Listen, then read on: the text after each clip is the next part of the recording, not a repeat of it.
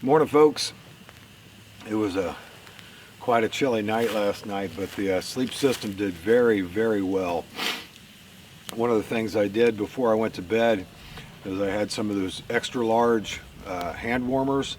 I activated them, let them set for about 15 minutes, put one in each one of my boots, because these boots are a lot larger than regular hiking shoes I regularly wear. And I put those on the ground right beside my sleeping bag instead of inside of it like I normally do.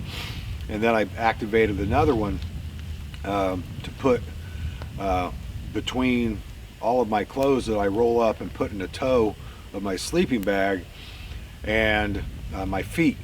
My toes were pretty cold last night, and I tried to massage them, get some blood flow back in them, put dry socks on. They were still a little chilly. and it worked out really, really well. The other thing I noticed is it took a while for my inflatable air mattress to actually warm up. So my back, everything was touching the inflatable air mattress. It was pretty chilly for about 10-15 minutes, and then after that I started noticing the warmth, and then it started actually reflecting back my body heat, but I just had to warm that air up that was inside the air mattress. Other than that, great night's sleep. Took a couple ibuprofen. I'm still very sore. My back's really giving me some fits right at the moment, but I'm going to take a couple more ibuprofen once I get some coffee in me, and we'll get on with the day. But all in all, everything that I wanted to test out with the time I had yesterday and last night worked out really well. This is the first time I've used the whole sleep system together, and it performed very well. I was nice and warm once my feet got warmed up with the hand warmers, and once the inflatable air mattress, the air inside of it was warmed up from my body heat. One of the things about yesterday, with all of the distractions and all of the extra walking and hiking and looking and everything else, and then moving to the semi-permanent camp, I was pretty calorie deprived. So I'm going to go ahead and get me some breakfast, and I'm going to be using one of the meals that my BIC Bill Johnson from Crow Studios prepared for me with his 24-hour ration pack. I'm going to get and do that. And I'm doing another video specifically on a review on those. So I don't know which one I'm going to be posting first, whether or not it'll be the review or this video. I'm going to get and get that stuff together. I already got plenty of hot water just in case I need it, and give me some calories. Folks, when I was going through my kit yesterday, showing you everything that I had in there, I mentioned that I had an extended fire kit, and this fire kit is actually 2 fire kits with some supplemental items inside of those. And I was going to bring this along primarily because I was going to have so much time to be able to do things in the rock shelter that I figured, what the hey, I'd have a little bit of extra time to practice my primitive fire making skills and things like that. As you know, that didn't turn out real well. I am going to be making some char punk today, but probably won't have enough time to really play with a lot of the stuff. And one of the things I was wanting to do is to be able to practice making fire with my burning lens, magnifying glass. And we're pretty overcast. If it clears up, I might actually be able to do that. But as far as flint and steel goes, for my primitive kit, I've made thousands of flint and steel fires over the years, so I don't necessarily need as much practice with that. But I was going to try finding different types of natural tinders and things like that that are common to our area, and because our area is a little bit different. I know when I watch Simon Bloke in the Woods and Kent Survival, those folks in the UK, they have bracken everywhere. And bracken, I think if you look at it really intensely, you could probably get that stuff to ignite. And there's just not a whole lot of surefire natural tinders here, so you have to be really selective and experiment a lot. And whatever you find that works, make sure you know what it is. Take some of it back home. Look it up, so that way, and also find out where it grows, things like that. So that way you're going to be able to be much more knowledgeable with your natural tinders than you would be otherwise. You can always hit and miss, but it's always a lot nicer to have a good knowledge base for you to rely on when you're making your fires. I'm going to go ahead and break this out, lay it out for you, and I'm going to show you everything that I have in it, and then we'll go from there. Okay, I've gotten in a habit of whenever I carry extended fire materials, I put them in this red bag because it's very easily seen, and red is a hot or warm color, so I always go ahead and just put the stuff in here. It's just the right size too for an extended kit. My extended kit, this is my primary fire kit. This is the one I take with me all the time, and inside here we have some supplemental items. I'll tell you about those in just a second. Ziploc bags are very important to keep with your fire kit, because when you find good dry tinder, you want to keep it dry. And this is my primitive kit.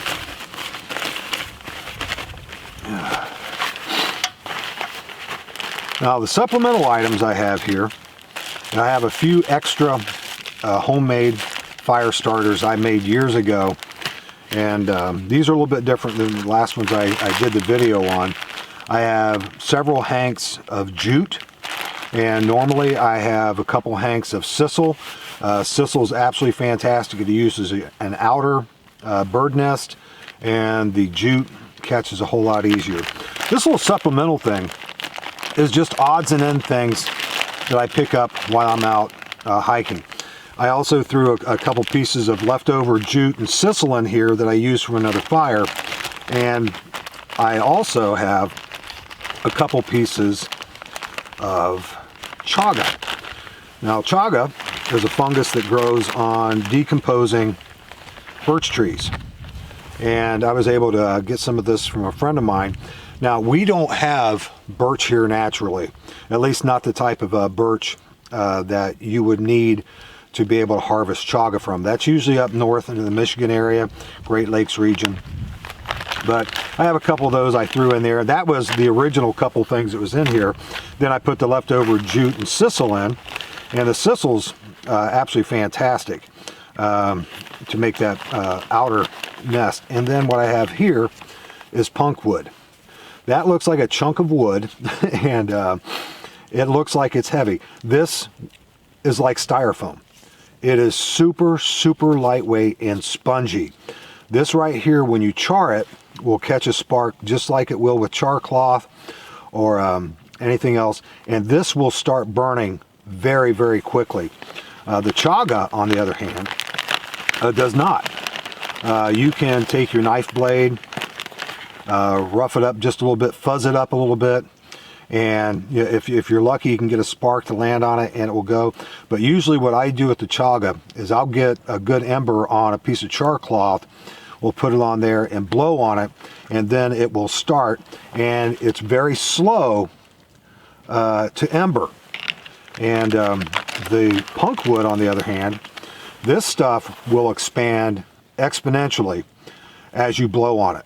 So when you have your, like, you can use a reed, one of the telescoping, I forget what they call them, fire bellows, things like that. You can get this thing to be huge and red and super, super hot in just a matter of seconds.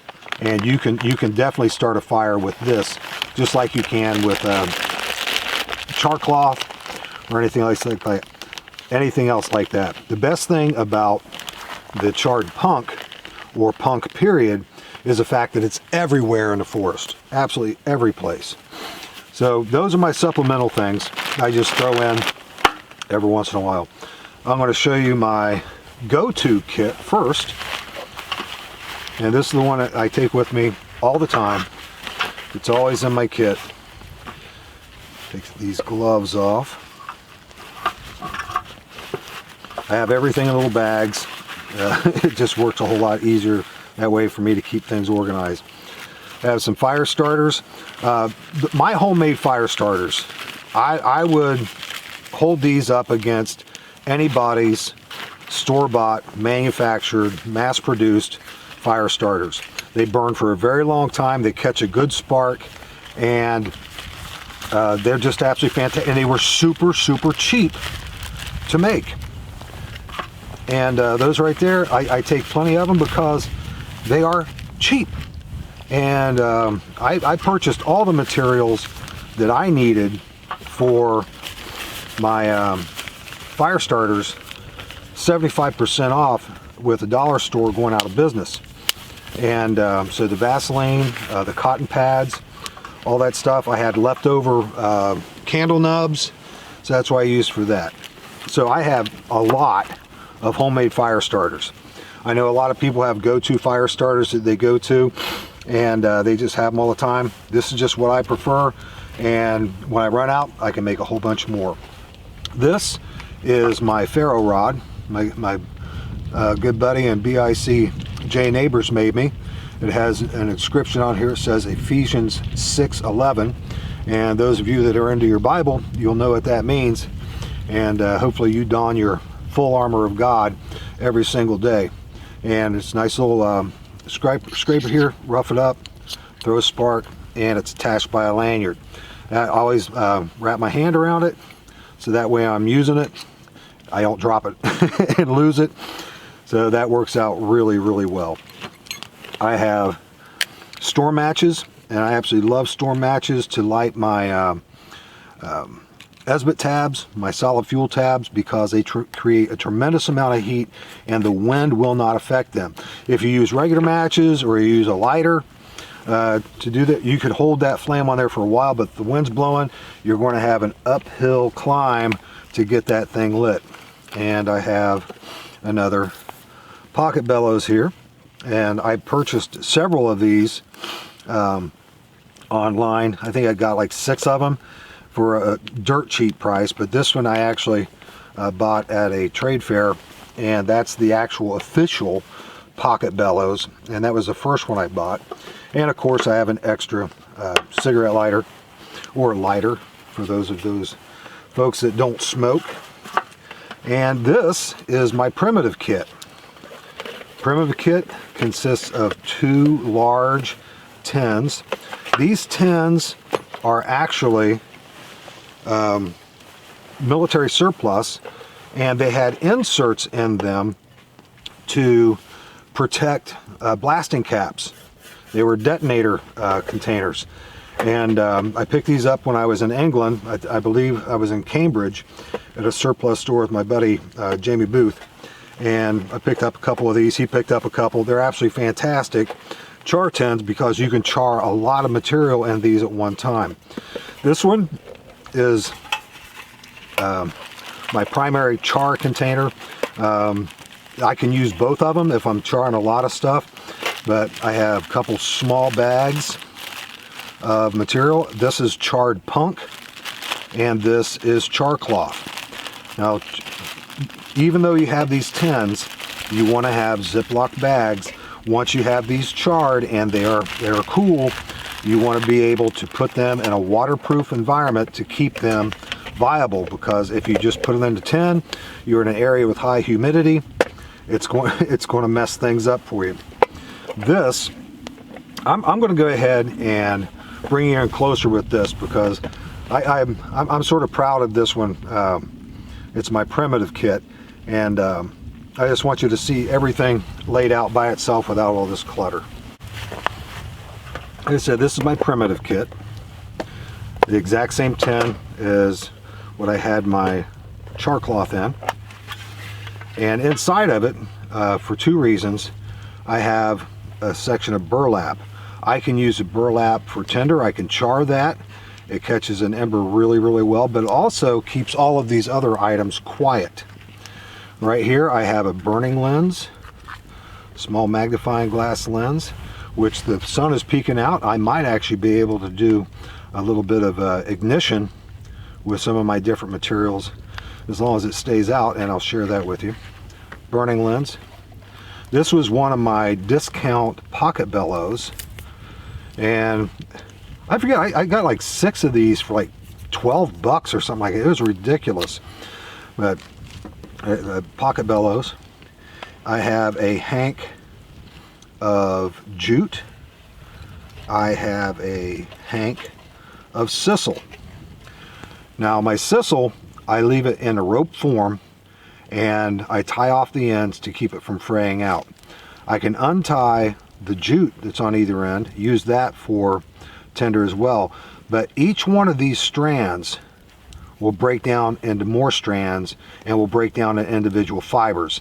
That right there will provide me an outstanding large nest to be able to have as my outer nest, and then I use my jute to have a softer inner nest that I can rest my materials in so it doesn't fall through. I have a good piece of flint, and I have a decent carbon steel striker, and these other little items I have in here are just little splinters of fat wood. This kit right here will give me everything I need to make primitive fires, and also I have a char tin to remove all of these items and use this for charring any natural materials or cotton, any natural fabrics, things like that, to make char cloth. Now, I talked to you about punk wood. You find punk wood on old, rotting out trees. I've been looking around quite a bit, and because of the amount of snow we had, the amount of thaw, melting, and freezing, a lot of the stuff that I found is just really not usable right off the bat. However, this looks pretty good.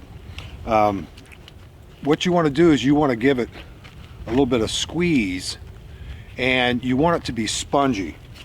And this hard stuff, no good. You can just break that stuff right off of there, and it will expose that softer punk that's underneath.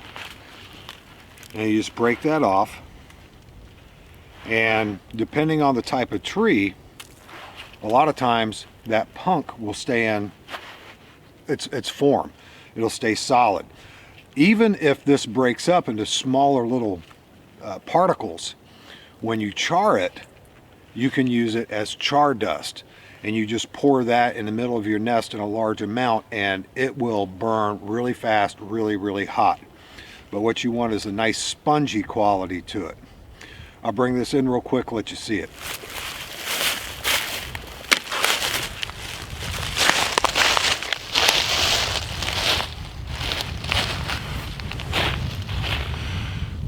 Now this right here, you can see that it gives and it holds together. That's the most important thing that you want when you're looking for your punk wood, is it holds together but it's still spongy. This right here is dry enough to where I'll be able to char that, or I could use it completely on its own if I allow it to dry out completely. I have a decent amount of punk I gathered. I'm going to stick my char cloth and charred punk here, and I'm just going to put this inside this tin. I'm going to try to stick with the bigger chunks that hold together pretty well. Again, you want it to be nice and spongy.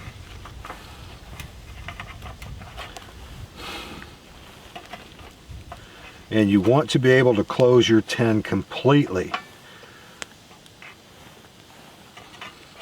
So when you close it up, it locks in place. There we go. Now, there are openings and holes through here that you can use for your ventilation. You don't need to poke a hole in this. This will provide enough ventilation for all that black smoke to come out. I'm going to go ahead and put this on the fire. I'm going to just leave it right there for now. Let it get good and heated up. I start seeing smoke coming up, I'll flip it over and do that repeatedly until I stop seeing black smoke come out of the tin.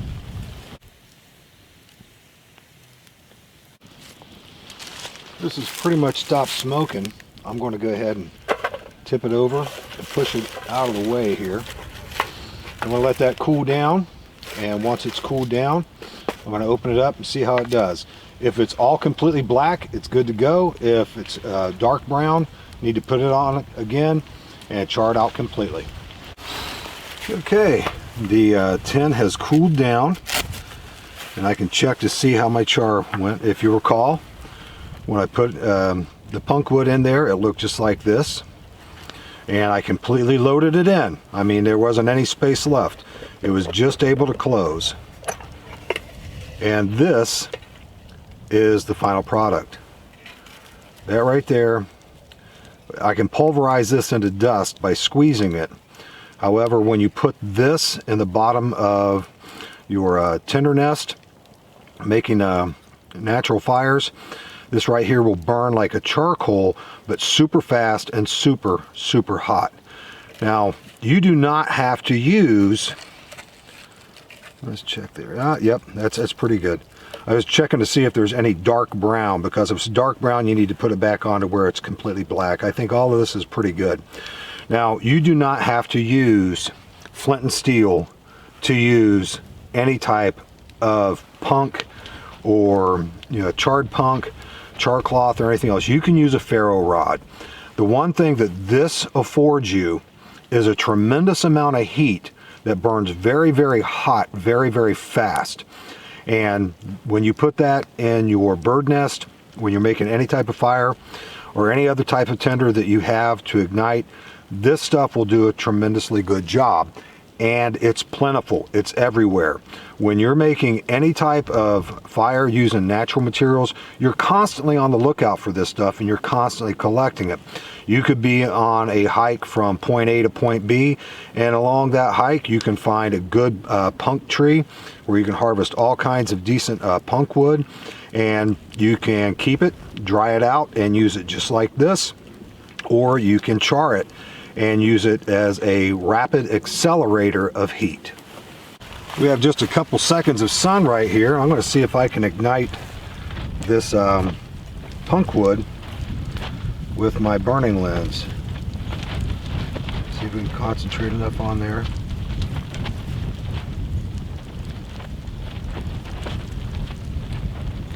Okay, it is going.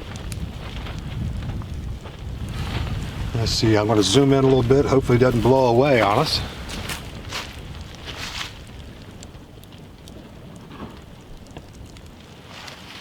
So you can see how it's turning gray. This right here is exactly what you would need if you wanted to start some punk. Like, I'm going to try this punk and see if I can get it ignited just with that charred punk wood. Just let it sit on there for a second or two.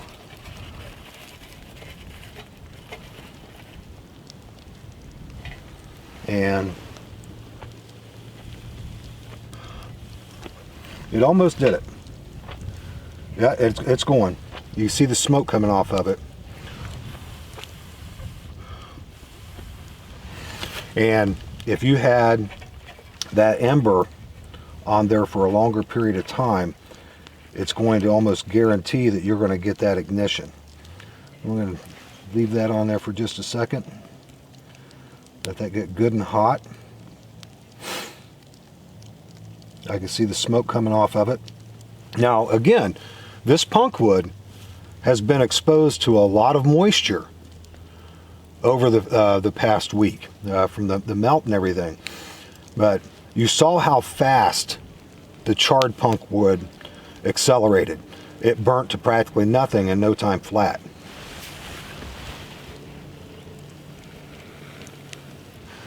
Now this right here is going to continue to burn and to smoke, and if I were to pulverize a little bit of the punk and put that in there, it's going to spread even faster.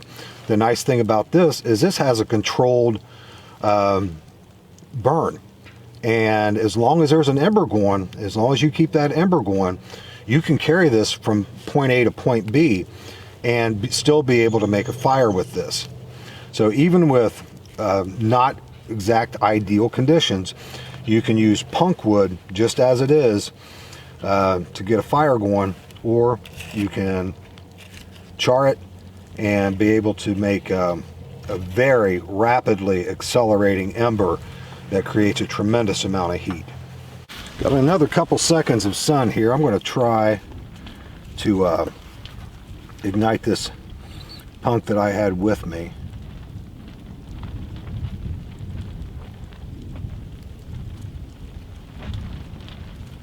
It's smoking pretty quick. Leave that dot of solar radiation in there. Spread that around a little bit. And this is the punk that I had in my fire kit.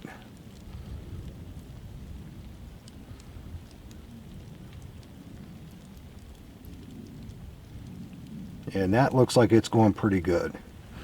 We'll let that go ahead and continue. As you can see, this is a good control burn. Now this will burn slowly until it burns completely out. Now notice the ember.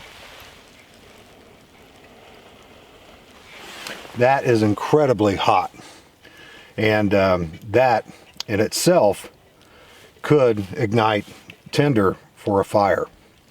I'm going to go ahead and extinguish this. I'm going to carve that off of there so I can continue to keep this piece in my kit.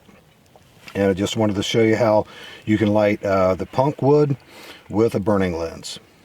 There are multitudes of ways to make fires, and there's multitudes of things that you can use, accelerants, what have you, different types of fire starters. It's almost foolproof. As long as you have dry firewood, you're going to have a fire. And when you have a minuscule amount of time that you can devote to going out into the outdoors and enjoying your time, you got to make a fire. Let's just get it done, get it going, and be done with it. So a lot of times those fire starters, like even the ones that I make, they're pretty much foolproof. I prepare everything, I light it, I walk away. It's pretty much going to take care of itself. And that comes a little bit of practice too, making sure that you're able to get the right materials and things like that, preparing it the right way. But for the most part, once you got that down, it's easy. But there is a certain degree of fun that also comes with trying different types of things to make fires with. I didn't have to make a complete bird nest. I didn't have to get the tinder together, things like that, to experiment with my burning lens. I didn't have to go through the whole procedure of making a fire to be able to experiment with that. And when you experiment with things like that, before you get to making the whole shawarma of a fire, you master each little individual skill as you go. Some of you may have never used punk wood before, and some of you may never will.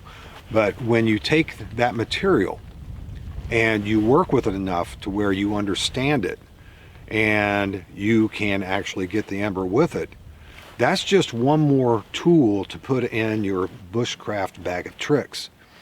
And there's going to be times to where you might want to just say, hey, you know what? I got a decent amount of time this weekend. I'm going to work on my primitive fire making skills. The punk wood is just one of the many things that you can experiment with and work with in order to put into that whole ball of wax of fire making. It involves all kinds of things: gathering your fuel, making your tinder nest, getting the ember, and all different kinds of ways to doing that. And when you have the time to practice individual little skills, eventually you're going to have the opportunity where you're going to put all those together, and then you're going to do that time and time again, and eventually you're going to get very, very good at primitive fire making. That way, if you need it, you got the skills. The worst thing in the world is to need something and not have it. We all can go to the store and buy solid fuel tabs, fire starters, all these things. We can make them at home, pretty much foolproof. But if something were to happen to where you don't have that, do you have the skills to make a fire if you actually need one? Again, build individual little skills that go into the whole thing, and then get to the point to where you can do the whole thing and do it enough to where you're good at it. Well, folks, my weekend is rapidly drawing to an end. I'm going to go ahead and have some lunch. It's the last one of the meals that Bill Johnson from Crow Studios made me. I'm going to go ahead and try that out, and I'm going to pack up and head on out. This was not at all the video I wanted to shoot. Not exactly any of the things I was really planning on doing this weekend, but I'm really glad I was able to spend some time in the woods and get some woods time. It's been sorely needed and very much missed over the past few weeks. And thank you so much for coming along.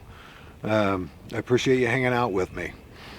So I'm going to go ahead and eat this, pack up, and head on out. As always, folks, thank you so much for watching. I'll see you next time.